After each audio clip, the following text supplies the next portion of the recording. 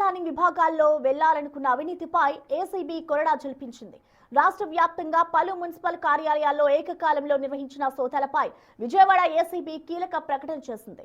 Town planning అధికారులు నిబంధనలకు విరుద్ధంగా వ్యవహరిస్తూ భారీగా వసూళ్లకు పాల్పడుతున్నట్లు ఏసీబీ గుర్తించింది.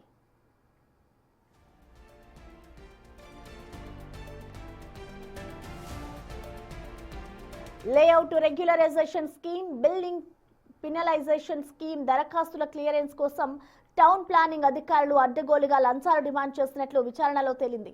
భవన నిర్మాణ ప్లాన్ల విషయంలో ఎటువంటి సరైన కారణాలు చూపకుండానే అనుమతులను హోల్డ్లో ఉంచి డబ్బులు ఇచ్చిన వారికే పనులు చేస్తున్నట్లు అధికారులు గుర్తించారు. ఈ సోదాల్లో కీలకమైన వేకెంట్ ల్యాండ్ ట్యాక్స్ రిజిస్టర్లు కార్యాలయాల్లో అందుబాటులో లేకపోవడంపై ఏసీబీ ఆగ్రహం వ్యక్తం చేసింది. రికార్డుల నిర్వహణలో తీవ్రమైన నిర్లక్ష్యం, అవకతవకలు జరిగినట్లుగా స్పష్టమవుతోంది.